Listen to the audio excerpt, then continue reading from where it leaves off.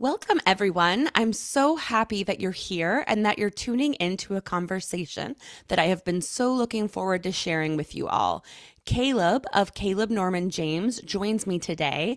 And after following his incredible work for years, I finally had the opportunity to collaborate with him on two beautiful weddings and editorials in France, and we've been friends ever since.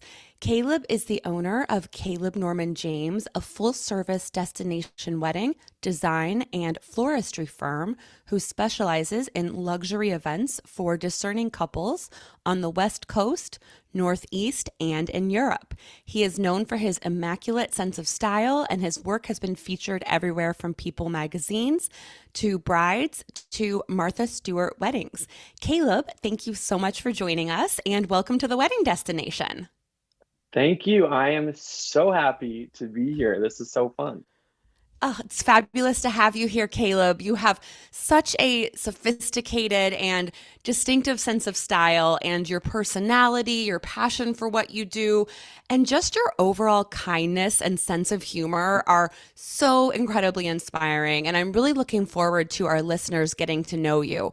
So, before we dive into all things weddings, can you tell us a little bit about how you got your start? Absolutely. Well, first of all, thank you for such a lovely and kind introduction. I'm honored.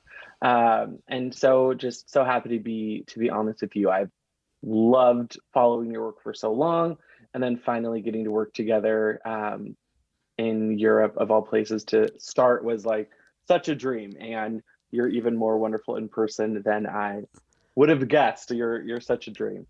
So thank you for Thank having me. you. Yeah, absolutely. How I got my start. So I've actually got my start first and foremost in floral design. That was kind of my introduction into the event world.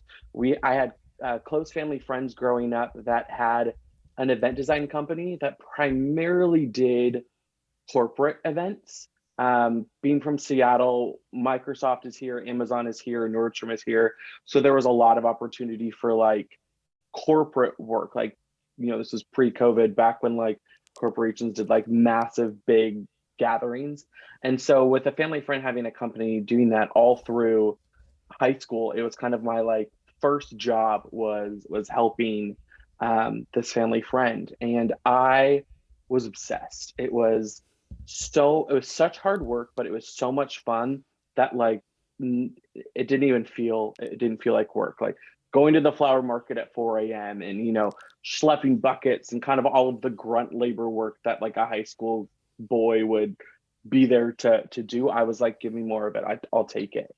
And so that was definitely my introduction into the world of events. The gal that started the company would get asked about weddings often and did them sometimes, but like I kind of got my first taste of designing a wedding through her. And I think she saw that I really gravitated toward that side of events rather than kind of the corporate installation side of things. It was so personal, it was so specific, and it was so creative. And I loved the marriage, no pun intended, of the really relational side of what wedding planning and wedding design did compared to the corporate side. Corporate side, it was like, make it easy, make it experiential, make it pretty, and get paid. And this was never to me like about a paycheck. And so I loved that the wedding design experience I had with her was always more relational. I got to know who the client was, and that got me started. And uh, initially, I didn't think of it as a career. I thought like, oh, I'll go to school. I wanted to be an architect. I wanted to travel the world and design hotels. So that was my initial start, and I started going to school for that. And I was like, this is so boring. This has no uh, relational connection, very limited creative connection. And I was like, I think I got to go back to events. And I mean, if there was an option of being like a wedding architect, I would say that would be my like perfect combination. So always striving for that combo. But that's how I got started. Literally, I was 14 when I did my started doing events, technically a little under the table, but it was so fun. That's incredible. And it's amazing that really for your entire career, you have been on this creative pursuit and Yeah. working in events. And I mean, knowing you, I totally get the architect for international luxury hotels too. And I think, I mean, I'm Oh, sure that's where, destination weddings really come yeah. into play for you, and that it brings together the travel and the experiential side of weddings. So Yeah. when you really transitioned to working in weddings and to founding Kaleb Norman James, were there any big breaks along the way, any big events or shoots, or, just kind of what has taken you from starting in weddings to where you are today? Totally. So I remember there's two instances that actually kind of happened at the same property. So I'm from Seattle, and about 3 hours north of here is this beautiful, like yachting resort, basically. That's like everybody takes their sailboats or their yachts uh, up to it. It's like kind of on the Canadian border, pretty much. And I got a wedding up there early on in my career, and I had no idea what I was doing, but like blindly said yes to taking this on. Like I was 21 doing this wedding. So I was like, totally didn't even realize it was 3 hours away, didn't realize I needed to get a hotel overnight until like the week before, blah, blah, blah. But we did this wedding and I installed these red crystal chandeliers in the property, which today I look at them and I was like, what was I thinking? But that was another time. And the venue manager loved these red crystal chandeliers. And I say that I owe a lot of my career to these hideous chandeliers because it built this connection with this property that was doing a lot of the highest end weddings kind of in the Washington Northwest area. And she loved them. We like bonded over them. And I was from that wedding on getting like constant referrals from this property. And that, like a year and a half later, opened up the first wedding that I did like the full service experience with. So I went from just being, florist and designer to a client basically coming to me with the largest budget to that point I had ever been asked to do a wedding for and saying, hey, we really like your style. We hear great things from the venue. Would you be willing to just do everything? The planning, the coordination, the design, the floral, just like run the show. And I was like, yeah, why not? Like, and this is where maybe like irrational confidence for the first time really did me a favor. But while I was in school, did some corporate event work separate from what I mentioned earlier for Microsoft. Nothing creative, nothing design, just like coordination work. So I had a decent level of experience planning and coordinating very different, but events with them. So I was like, I could probably combine the two experiences. I'm very type A. I could figure this out. Literally went home, Googled, how do you coordinate a ceremony? Probably shouldn't have said that, but I was like, yeah, let's do it. And this wedding was so much fun. Like Pearl Jam did like a live acoustic set for the wedding. Like it was like this whole thing that largely I think the client was amazing and beautiful. We transformed the venue, and having Pearl Jam do this like live set kind of created, I think, a big opportunity and kind of gave me this platform that I went from being absolutely nobody in the Seattle wedding industry to then being that wedding being in like a bunch of different local magazines and on like a couple different blogs, and people like lost their mind over it. And from that moment on, I think that year I did 8 weddings. The following year we booked 38. So it like, and that, it's all relatively local work at that point. But yeah, that wedding was like a defining moment where I feel like, okay, things started pivoting, and I felt like I kind of skipped a few years of like, the entry level work to just kind of having this big wedding, being in magazines, kind of coming out of the gates, guns blazing. And it is definitely a defining moment, I feel like, in my career path and things just kind of like right place, right time. And yeah, I owe a lot to that wedding. That is absolutely incredible. So you are 22, you were 22 years old 22. and you are executing a full service wedding where you are doing everything from the design to logistics to the coordination to floral styling. That is, and working with Pearl Jam. That is Yeah. an amazing story. And honestly, I mean, it seems like just because you had the confidence to say yes and figure it out along the way, which is, I mean, really, I think what that probably sets you apart. And I mean, I think even for a lot of established planners, they might look at someone like you that is doing floral and styling and things that aren't necessarily always in the scope of just what a wedding planner does. And Yeah. even I think can find that really daunting to be undertaking this whole different side of the business. And Yeah. that's just incredible. I mean, I think that's really so inspiring too that you took that chance and you just knew that you'd be able to create an amazing experience, that you put everything you had into it and pulled together a great team of people. And then Yeah. you had 38 weddings at I age was mad. I at think by the age time I was 30, 23. 23 at that point, yeah. Yeah. Wow. It was crazy. I remember like doing weddings where I was just doing the floral and design and being like, okay, I can make a wedding beautiful, but like no one's running the show. Like the timeline was like we weren't getting timelines. Like the day of, everything was like really chaotic. And I just remember being like, I don't want my clients who I built this great relationship with to have a beautiful but like chaotic wedding. Like, and I remember being like, I could like telling one of my like team members at the time, like, we could totally do this. Like we could do all of this. And so that wedding with Pearl Jam was definitely like maybe a scary time to take a trial run. But like I think I was just like young enough, maybe naive enough to do it. And I remember like during the day, like the whole day being like, okay, are we doing a good job? Like I don't have a lot to compare this to.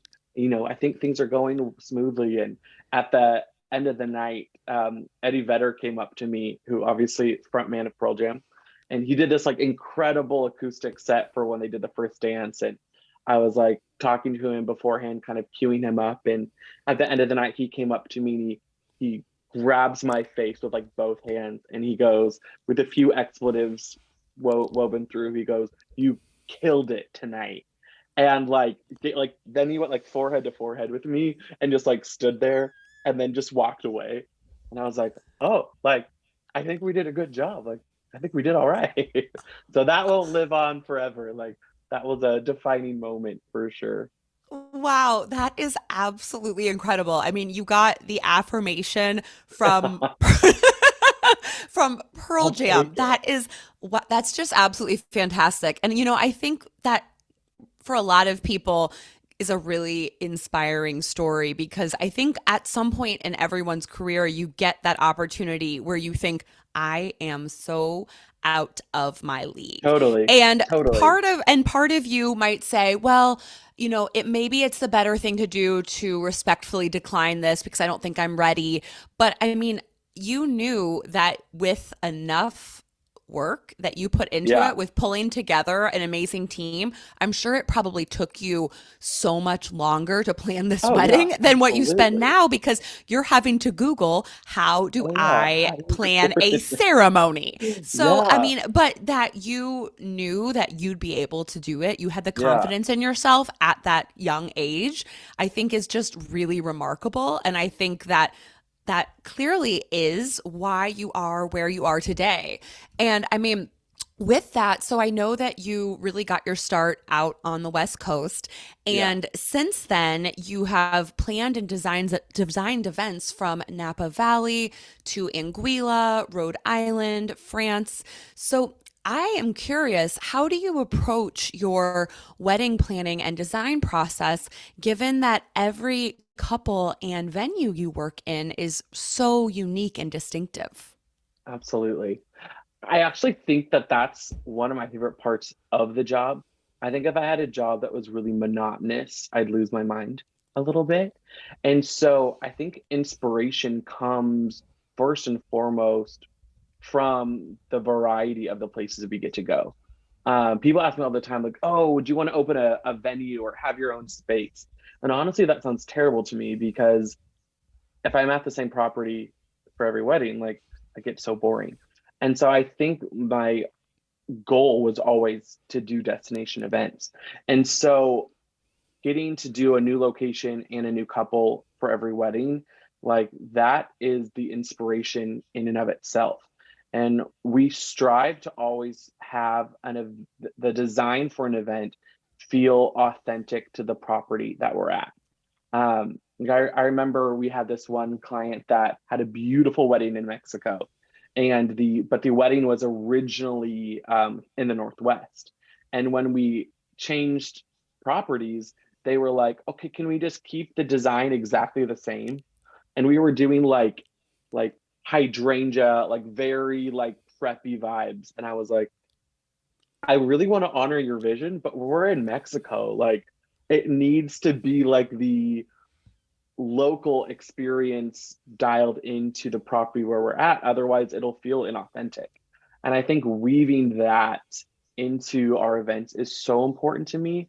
You know, as a florist, I want to work with product that feels natural, that feels indicative of where we're at. Not exclusively, but you know, I'm probably not going to go to the Caribbean and do a wedding in Anguilla and work with flowers that, you know, don't have some level of tropical inspiration. You know, not again, not exclusively, but I always want there to feel like where we are feels embraced and feels like we're bringing in the local community, the local culture. And I think that continues to be inspiration in and of itself. And forever and always, architecture is a huge part of what inspires me. You know, if I walk into a space that has a beautiful architectural backdrop or whatever it may be, that like opens the door for, you know, inspiration for me because I feel a sense of connection and a sense of like an understanding of the space. And that oftentimes seeing the spaces in person, I feel really fortunate enough that I can walk into a space and generally be like, oh, I know exactly how this has to be set up. Like we need that there, we need that there. Like I don't tend to take a lot of time to have to develop a sense of layout or a sense of space. And I think some of that has to do with my architectural training. But that is just immediately that kind of inspiration and that process begins from the moment, you know, whether we're selecting a venue with our clients or they come to us with a space already in mind. I love that. And more often than not, to make sure it's A, authentic and B, strategically sound, we bring in a local liaison of some kind, whether that's a local florist to join our team or a local planner to kind of act as a local contact. Sometimes they're involved in the event itself. Sometimes they're just used as kind of a consultant. But I think to me, like I can do a million hours of research, you know, on Google, and I can probably learn a lot of stuff. But having somebody that's like boots on the ground, knows the right people, knows the terrain, that makes a world of difference. And we always require a site visit with our clients in advance of the wedding, just because that opens so many more doors and opens my eyes so much further to what the experience can be. And I want it to be the absolute best we can make it. So all of those factors play together to kind of create these experiences that are local and are unique and feel really intentional and thought out of, whether we're in a vineyard or we're at a resort or we're at a villa or we're building the space from the ground up at, you know, a private residence. Like all of those come together to kind of create that perfect mixing bowl of what brings a wedding together, no matter the location. That's incredible. And I mean, I think you gave so many good pieces of advice too for planners that are thinking about maybe getting into destination weddings. I mean, hiring that local liaison that you said, Game that changer. Yes, absolute game changer. I mean, when you're dealing with different culture, different language, different time zone, different way Oh of yeah. conducting business. I mean, I always think about weddings in Europe where, the whole month of August, you have to pretty much Gone. acknowledge that Yeah. nobody will respond to any Literally. email, text, or Literally. phone call. So Yeah. there are so many things like that that I think if you are a newer planner or you're thinking about getting into planning destination weddings, that you don't want to have to figure that out on the fly. You want to make sure that Yeah. you have somebody that can be your subject matter expert to really let Yeah. you do the things that you are good at. And I mean, Yeah. for you, it sounds like so much of that you also have just a really instinctual feel too when you're entering a space and when you're thinking about ways to kind of bring your signature feel, but make it feel incredibly thoughtful and intentional and local. And I think also even how you require an advance site visit. So important. So important. So, I mean, I Yeah. think those are all such great pieces of advice. So, when somebody, let's say they bring you on right after they get engaged. And Yeah. at that point, there is no venue yet. They know they Yeah. want to have a destination wedding, but really the sky's the limit. They're open to anywhere. How do you kind of guide them through that process going from the, venue selection to thinking about design to ultimately hiring their creative team? Yeah, exactly. I think when we're in that scenario where basically like, hey, we're hitting literally ground zero, nothing's sorted out. I first of all love that. It's so exciting and so fun because at that point, sky's the limit. I spend a lot of time trying to get to know who they are outside of bride and groom and who they are as, or groom and groom, bride and bride, and who they are as individuals, because so often that dictates the like perfect location. What are their favorite types of food? What are their favorite activities? Where do they love to vacation? Learning all of those scenarios, I think, open a lot of doors that I think will make the wedding, even though they're not wedding related, will make the wedding feel that much more authentically them. Because I can recommend pretty places. Like, if somebody comes to me and they're like, oh, I want to get married in the mountains, sure, I have like 5 or 6 places off the top of my head that I can think of that are pretty. But what I want get like the guest experience to be is to walk in and be like, oh my God, this is so fill in the blank here. Like this is so them, this is so authentic, like this just screams whatever their names are. And I strive for that. And so I think learning who they are is essential. What do they do for work? What like fashion brands are they into? Like what are their favorite restaurants? Like again, where do they vacation? What cocktail do they drink? Like all of these small things play such a huge role into helping um, figure out the best spot for them. I feel like more often than not, like clients do come to me and they at least have something specific, like I said, whether it's like the mountains or they want to get married, they'll be like, oh, we want to get married in Italy, and obviously I love it for when it's like a France or Italy destination. I'm like, yes. But it's so often, these days it's like more and more all over the place. And so usually there's some level of inspiration where they'll give like, hey, we're considering tropical or we're considering Europe, and it's like let's look at all of the various iterations there. But yeah, I love just knowing who they are as people. Like if we were just planning a party, if we were just doing something unwedding related, what would that be? And it kind of just naturally evolves from there. And, I think something about that too. I think that's a really amazing exercise to go through as a newly engaged couple, thinking about who you are as a couple and who you want to be when you're married and Yeah, what type of host that you want to be. And I think that oftentimes I think you can feel a lot of pressure to immediately dive into making all of the big decisions, getting a date, yeah, getting a venue, because there's this traditional process and because everybody is asking you for all of the specific details.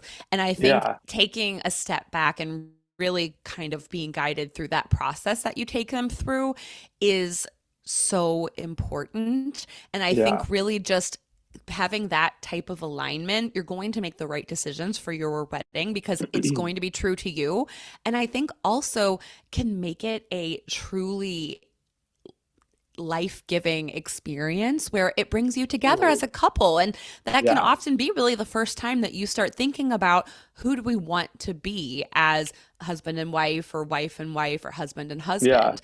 And I think that's a really amazing process that you take them through. I love that. Yeah. One of the things I always try to ask them to is say, like, okay, let's set aside mom and dad's expectations. Like, if you got to call the shots 100%, what would you guys do? Because so often, like, they're like trying to, oh, our parents really love Aspen, or our parents really love Harbor Island. So we're considering that. But it's like, yes, they're oftentimes the paying party, but like, let's talk about what you want. Like, no bars held.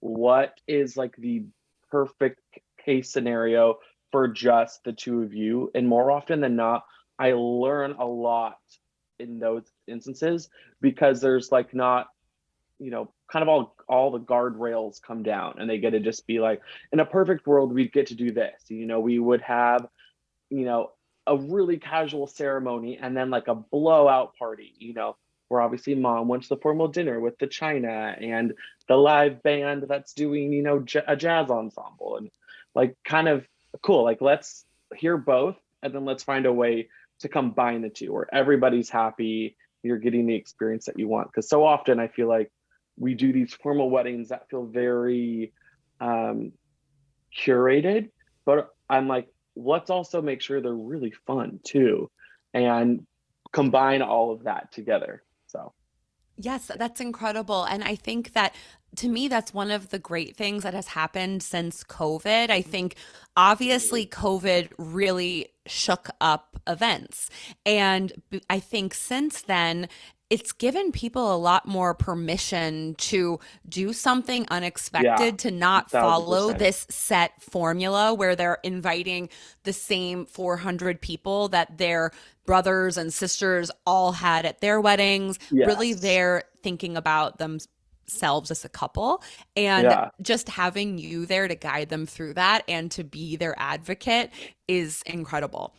So, with the wedding planning process, so once you kind of get more closer to the day, one of the things that you are known for is your incredible flat lay styling, both for weddings, but also you are an educator. You do styling for brands. I have gotten to see you style in person several times. It is truly remarkable. It is just very, very inspiring. So, I Love would that. love if you could walk us through a little bit about your process and if you have any tips for just creatives that are wanting to improve on really storytelling through those detail photos. Absolutely. The flat lay thing is so funny to me because I never sought out to be this like flat lay guru. I remember seeing a photo on Pinterest of, I didn't even know what a flat lay was at that point, but a flat lay, and being like, oh, that's cool. Like, you know, I've never done that before. And this was way before flat lays were super, super popularized. And I remember at a wedding being like, hey, photographer, I'm gonna like set up the invitation. And I remember they were like, set it up. Like, what do you mean? And I was like, I'll have it ready, I'll just bring it over to you. And I like handmade my own boards and I brought them over and they were like, whoa, like this is crazy. And I was like, this is really fun. And they're like, I would just like go into town. And I remember being like, oh shoot, like I need to stick to the timeline. But I was so into it. And they were so well received that after that, I was like, okay, cool. From now on, every wedding, we're doing this. And I think it was right as the flat lays were gaining popularity. So it was kind of like a right place, right time that just opened the door up to this. And that's when like the Mrs. Box reached out and getting involved in that was like dreams come true. Um, and it's so funny to see how that became this kind of defining aspect of my brand without ever thinking that that would become part of who we are. But I think for me, like what I've realized the best way to approach these are is really in just intentionality. I think so often the ones that feel most dynamic are the ones that like aren't being shot on the ground, aren't being shot on a tablecloth, but like, there's forethought, obviously as the designer, I know what the invitations look like. I know what the vibes are as a florist. I know what product I need is. So I'm able to like curate all of the necessary pieces. If you're the photographer, if you're not the florist, if you're not the designer, but you are in charge of doing them, I think having a plan as far as like reaching out to the florist and being like, hey, I'm going to be doing flat lays. Can I get some product from you? Or making sure that you have boards or backdrops that are in line with the color palette and the vibe of the event. So that way your flat lays feel very intentional and feel very cohesive. I think that first and foremost is kind of the forethought is the best thing you can do to create great flat lays. Day of, if you're running around trying to find, oh, we need a pillow and we're going to put the invitations on that, but it's not big enough. And oh, we don't have flowers. It's like, okay, they're going to look haphazard. And so it's at the intentional things ahead of time, talking to the bride, asking her what she's planning to bring, what she has to provide. If she doesn't have something, I can't tell you how many times I've had a bride be like, oh, we went for comfort over like pretty for shoes. And then I'm like, great, I'll pick something up. And we will literally flat lay a shoe. Don't tell anyone that you didn't, it doesn't even wear. But like, it's like, okay, this is part of my brand now. I have to deliver. And she's wearing like, flats. I'm like, I'll try to find something that feels cohesive. We've done it before. And less so do we have to do that anymore. But and then I think it all just comes down to balance and layering, and going for, in my opinion now, a less is more approach. At the height of flat lays, everyone was putting like every spool of ribbon, every perfume bottle, a pair of scissors, not a microphone, a magnifying glass. It was like any prop you could find that felt vintage, gold, and frilly. And now I think the striking ones are the ones that are very edited, that have a lot of intentionality of like one accessory, one additive, maybe one bloom. Like those are the things, and most people aren't going to look at me and be like, wow, he's not exactly the king of less is more. But in this instance, with flat lays, that's where I'm gravitating towards. That's, I think, the striking images that really focus on intentional layering, intentional pieces, not just like a explosion of props. That's for me where it's what it's all about right now. That is such good advice. And, I think honestly, being able to put together a more thoughtful and intentional flat lay is more conducive to a real wedding day experience Totally. because so many of the explosion of everything type photos that you're talking about, I think are done at styled shoots when maybe a Totally. stylist has 1 hour to put together one image. But on a Yeah. wedding day, that is not the best use of anyone's time. So Yeah. I think that also to me really is a better experience.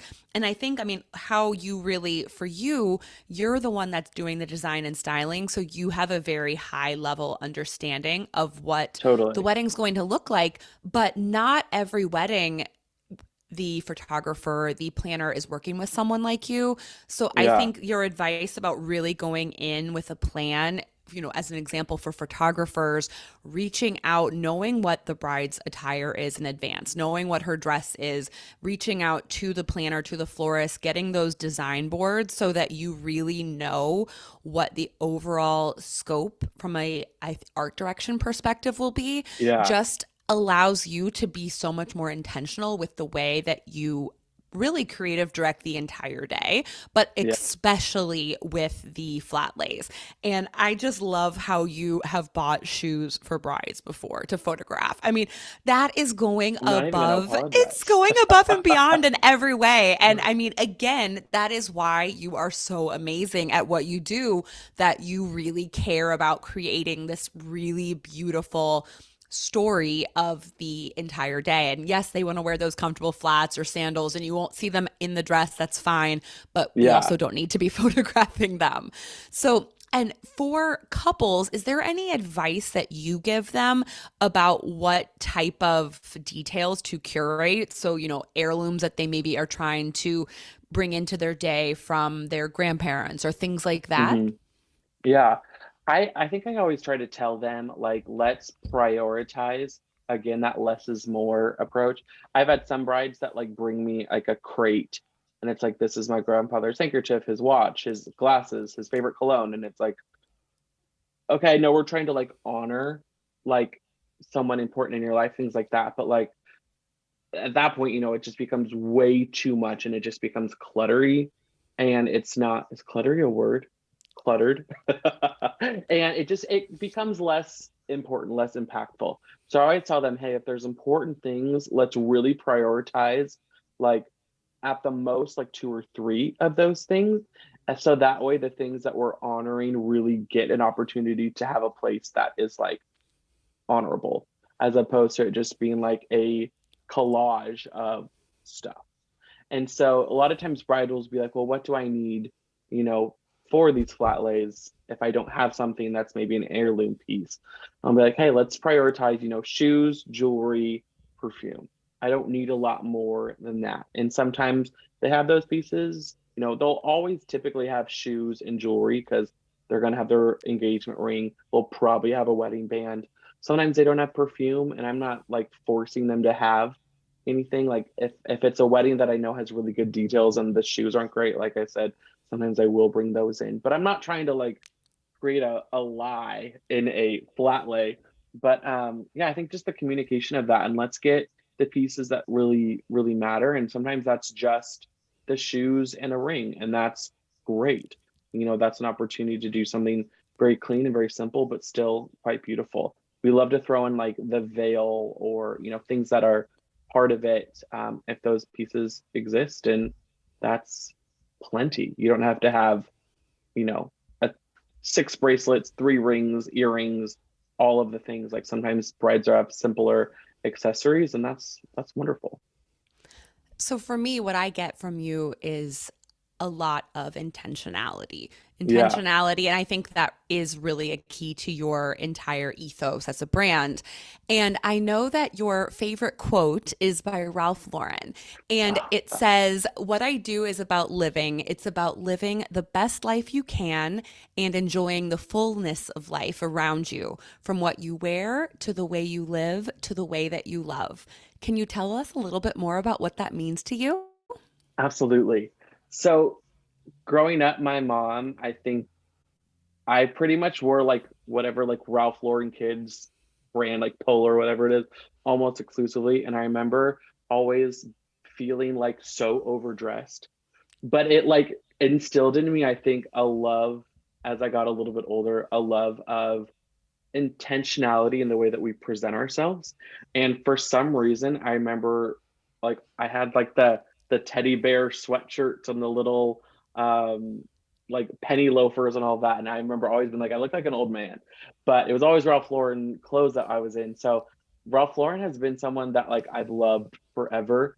Not just his clothing, but just his general air and aesthetic, from the design of his stores to his like home collections, and just what he's put out has been so timeless and really hasn't changed over the 40, 50 years he's had a brand.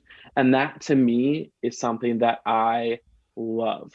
And I remember just doing some research on him when I was ultimately kind of establishing Kaleb Norman James as a brand, and really seeing him as an icon within my personal inspiration.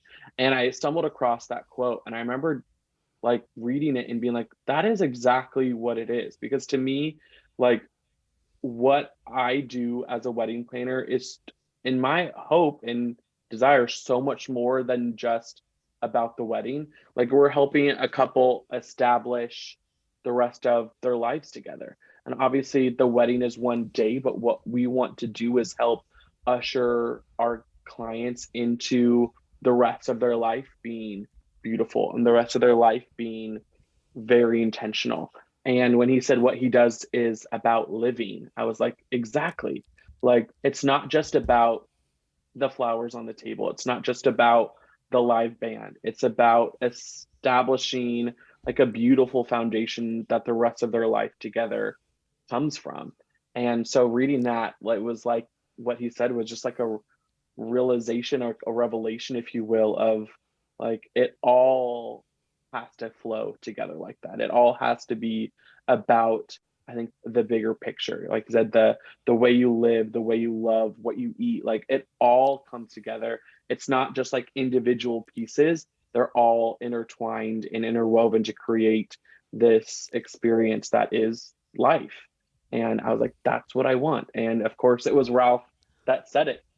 He's my icon in life. So yeah. Well, and I think so much of that has translated to you. I mean, even seeing your beautiful home that you're in. I mean, you have Hermes, you have John Darien, you have these gorgeous textures and tones, and you really have such a distinctive personal brand and style that I I think love can that. really be translated from your wedding work to your beautiful home to all of your international travels. I mean, I know that when you are traveling, I probably have a entire folder's worth of screenshots that I take every time. Likewise. Oh my God, likewise. Anywhere you share, I'm immediately saving to be somewhere beautiful that I want to Oh return yeah. to.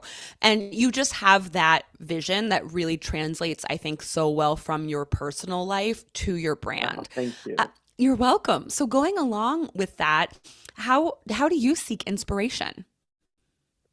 I mean, without a doubt, it is, as you just kind of talked about, it's when I travel. Travel is like the biggest inspiration in life because I love experiencing a culture that is different from mine. I love getting outside of Seattle and being like, this is how other people do it. This is how other countries do it, from the food to the architecture to the way people dress to the way they carry themselves. Like, to me, experiencing another culture is by far the biggest inspiration that I get in my life. Um, Fashion, I would be remiss if I didn't say, plays a huge inspiration in what I do. Architecture, obviously, I've probably said it too many times at this point. Like, architecture forever inspires me. Like, I will be walking down the street in Paris, and I was just there with our mutual friend Tori a few weeks ago, and literally like every 5 minutes we were like, "Oh my God, that door! Are you kidding me?" And we actually were with our clients, and they were like, "You guys really like doors?" And we are like, "You don't understand! Like, every door is so unique and it's so ornate, and it's like that is probably a door to like a garbage chute, and it is so beautiful." Like, and I just like I could wander, Paris or Rome, whatever beautiful city it is, and I will find inspiration around every corner. Like, I have this thing about when if I drink a cocktail, like it needs to be in like the right glass. And there is an experience about like a cocktail in a really beautiful glass that's like, oh, it just tastes better. And like that's like traveling, it creates those opportunities where you're just like, oh, it's if I'm going to my local restaurant down the street, they probably don't really care what glass I'm in. But when I'm in these beautiful places, it's like, oh, it's like I feel seen, I feel known. And that is forever and always my biggest inspiration. And I think beyond that, it's people. People inspire me. My family, my friends, people I meet on the airplane, people I meet in the airport lounge, like just talking to people and kind of experiencing how they see things, which is different from the way I see things, my clients and what it is that they want. Like, some of the best weddings we've done, the ideas and inspiration haven't directly come from me. A bride will be like, "Oh my God, I want to do this crazy thing." And I'm like, "Where did you get that idea? That's amazing. Let's go for it." People inspire me, and I'm higher energy. I am very extroverted, and I don't necessarily need a lot of like down personal alone time. And I think that's because people just feed me. Like, people give me life. Some people don't, but most people. It just like it's the beautiful people in the world around me that inspire me, and I get to learn from people. I get to expand my horizons, and that is like the greatest inspiration in life. That's incredible. And, I think it's just for you, it seems like it's this 360. I mean, you're even talking about travel and enjoying the glass a cocktail is served in. And back fast, rewind to when you were in college and you were wanting to do architecture for luxury international hotels. So, I mean, it's just like you have all of these It all passions that comes have together. clearly been really just interwoven throughout your life and story, and you've brought them all together so beautifully. And I mean, even as you said, thinking about those cocktails, how then do you translate them to weddings? And I mean, to me, I Yes, think when you are traveling and when you are really being inspired by what's around you, that's when you come up with the best ideas. So, I mean, exactly. I think for me, that's one of the best things about doing destination weddings is that you're really able to be inspired by the sense of place that you're in this new culture, Yeah, these amazing people. And I mean, I often will tell photographers that, people that are used to working in their 5 or 10 same local venues, and they're constantly thinking about, okay, how do I make this look even better than it actually is? But yeah, when you have the privilege to be working in these incredible historic monuments, if you will. yeah. I mean, it's actually really, how can I do this place justice? How can I celebrate this Totally. culture's story? And I think that's just, really important to always find the time to invest in Yeah, yourself. yeah. And, with that, with the destination weddings and with how much you travel. So, are there any destination wedding trends that you've been seeing or that you're specifically excited about? I trends are one of those things that like, it's like a love and hate, right? Because sometimes the trends align up with what you are loving, and sometimes you're like, wait, why have we gone in that direction? Um, I will say I don't pay super, super close attention to like trends. Because more often than not, I'm like, I want my work to feel timeless, and trends generally like make me nervous, particularly from like a design standpoint.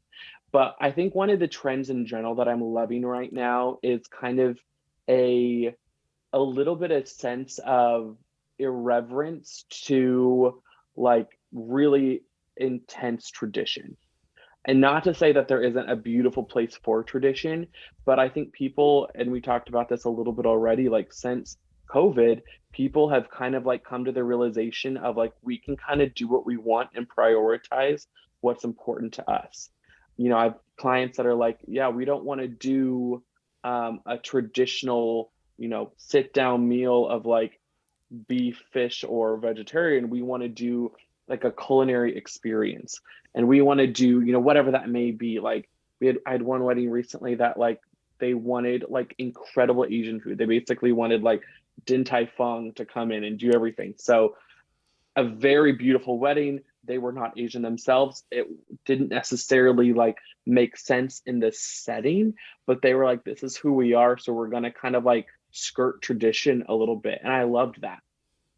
And I think we talked earlier about like authenticity and making sure that the things we're doing reflect where we are. It felt authentic still because it reflected who they were, and I loved that. And so to me, I would say that's one of my favorite trends right now is just realizing that not everything has to be this like cookie cutter approach. We can change the timeline to be out of order. We can do dessert as our first course. We can do like all of these things that like people are kind of like, oh yeah, just because my grandmother didn't necessarily love the fact that we did things out of order doesn't mean we can't do it that way. Like we can still kind of be ourselves and do what we love the way we want, and throw tradition when appropriate to the wind a little bit. And that is my favorite trend right now, I would say. I also love that people are happy to like and embracing color again. Like I love a classic white wedding. Don't get me wrong. I will never be sad to do one. But like when a client comes to me with like a really fun color palette, especially as a florist, I'm like, this is so exciting. Like this is so fun because there are so many beautiful flowers that I absolutely love and adore that like I don't get to use regularly. And when I, have a more colorful wedding, the floral varietals just open up. And one other thought I had, I also love that and this primarily comes with destination work, but I don't feel like there's necessarily a wedding season anymore. For so long in the Northwest, only did weddings like June through early October. And so as a florist, like early spring flowers are forever and always my favorite. Like what's available right now, I'm like, I crave to work with. And so doing these destination weddings where we have like different climates and more flexibility as to when weddings are happening, that is a trend I love seeing, and I don't know if that counts as a trend, but a trend for us where, it's kind of like we can still have weddings in March and April and they're still gorgeous, even if, maybe it's not the most perfect weather. And as a florist, if I get to work outside of the heat of summer, I'm so happy. The stress that I have trying to keep flowers alive in the middle of July when it's 100 degrees outside is overwhelming. So when somebody is like, oh, we're going to do April in Positano, I'm like, sign me up. Like maybe we'll have to like have a rain plan, but worth it. So, And there's nothing better than the spring blooms too, that product that oh, you can get this season. I mean, I'm so reason excited. enough to have a spring wedding. Enough, And I literally. think, with what you were saying about irreverence, I think one of the things that I have seen really changing with destination weddings is really the importance of the entire weekend. Of course, the wedding day is still the culmination, but Of I've been course. finding really all of the events leading up to the wedding are getting Yes. Oh, a that's lot so more true. importance to them so that Yes. really Yes. by the time the wedding day arrives, there's just this sense of peace and serenity and joy that they've That's so already true. had these incredible celebrations that oftentimes are really beautiful and intentional and designed. They're spending days upon days with their very intimate Yes. group of friends and family. And it just really changes the whole dynamic of the wedding Completely. day, takes a Excellent lot of point. the pressure off of it, I think, especially for the couple. And really, I think that's something that I've been seeing a lot with destination weddings that I just find so, so refreshing. I couldn't agree more. That is such a good point, and I think the wedding weekend concept is brilliant, especially for these destination weddings where people are traveling so far to get to. Like, if you just are celebrating for one day, it's like, no, you got to do more. Like, you got to, if the opportunity is available, like, why would you not do welcome parties and fun dinners and a day after? That is what makes a wedding to me so memorable beyond just the wedding day itself. Exactly. So, Love it. Caleb, I know for a lot of wedding creatives, they really want to know how to work with someone like you, how to get on a planner designer's proverbial list. It's something people are always interested in and asking about. Do you have any tips or recommendations for them? Great question. And I will say it probably is easier said than done, and not out of like lack of desire to for planners to kind of expand their portfolio of great vendors, but especially for an established planner, somebody that's been doing it long, we love the teams that we've built because they're tried, they're true, and it's like a guarantee, like I know if I'm working with you, Molly, I'm not like babysitting you to make sure you get detail photos. Like I know that you will send me a gallery with like detailed photos of the decor and floral that are like immaculate, so I don't have to like question that. And so it is hard to get on their list. And I think for me, the people that have kind of like made that jump are people that aren't just like emailing me and like, hey, I'd like to set up coffee with you. Like, not gonna lie, like I understand the intentionality behind it, but sometimes it is really hard because I travel so much so that when I do have time to like be home, like I'm generally not able to or have the time to like fill it with, grabbing coffee with people because I have a million emails to catch up on. I have my own personal friends to see. So it's like that to me is more challenging.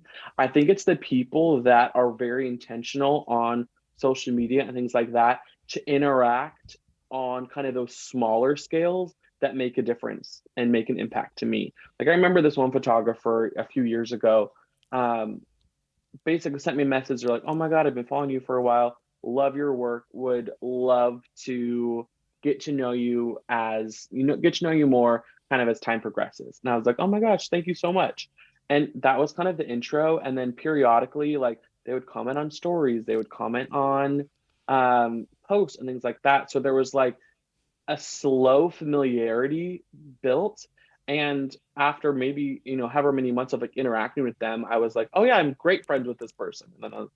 And then I was like, "Wait, I don't think we've ever met." But there was like this familiarity with them that kind of made them someone that I was aware of and kind of like endeared towards, without them being like, "Oh, I want to set up like an hour long, you know, coffee meeting where I can just interview you." They kind of established, it was maybe a little bit more of a slow burn, but established this sense of familiarity with me that I thought was really nice. And it felt so natural. And so that would probably be my best bet, just because we do get a lot of emails of people being like, "I want to work with you." And it's like, I love that. And I'm truly so grateful for that. But like, it's hard to keep up with that. And so a little bit more of like the natural approach to like almost establishing familiarity through social media and those smaller places, honestly, to me, goes a lot further. That is such good advice. To all listeners, it is coming out of the best place, but no more cold call emails. Let's all agree, no more cold call Oh, emails. thank you. We all have to start somewhere and totally understand it comes from a very good place. But this is really such great advice, Caleb. I mean, just taking the time, supporting people, being a good person, being kind, it does wonders over the long Yeah, term.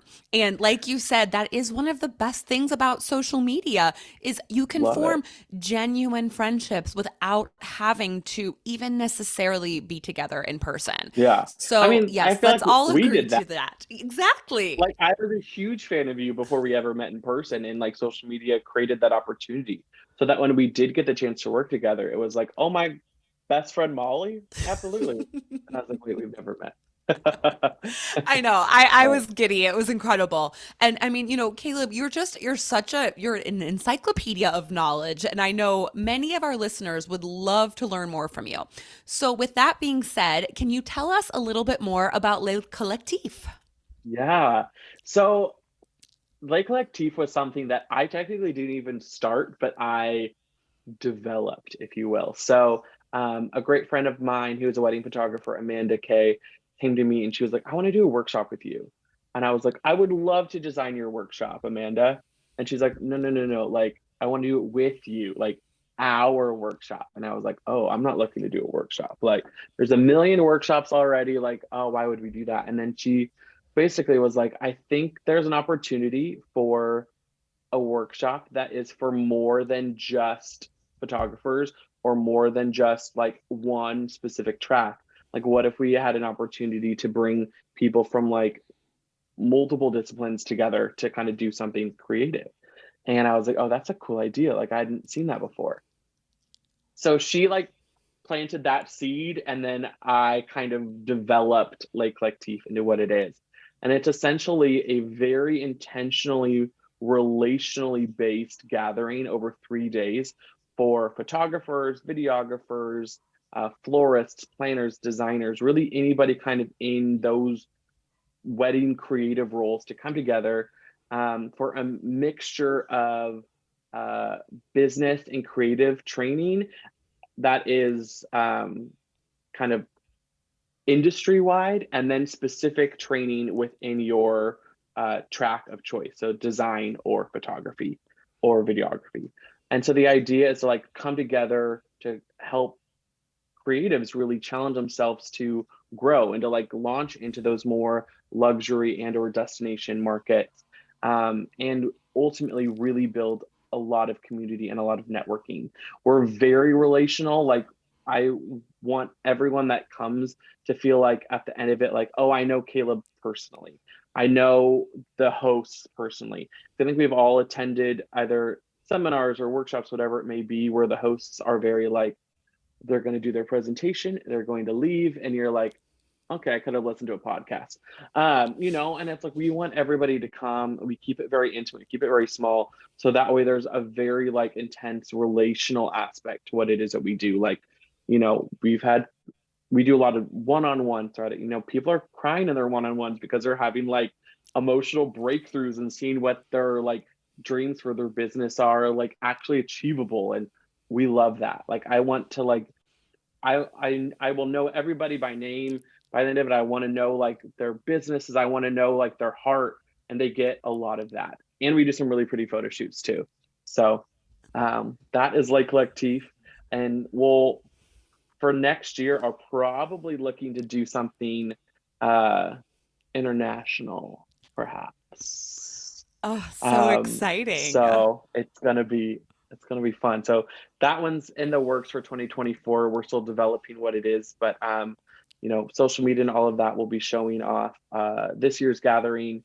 Um, so you can follow along with that, and then stay tuned for what's coming for 2024.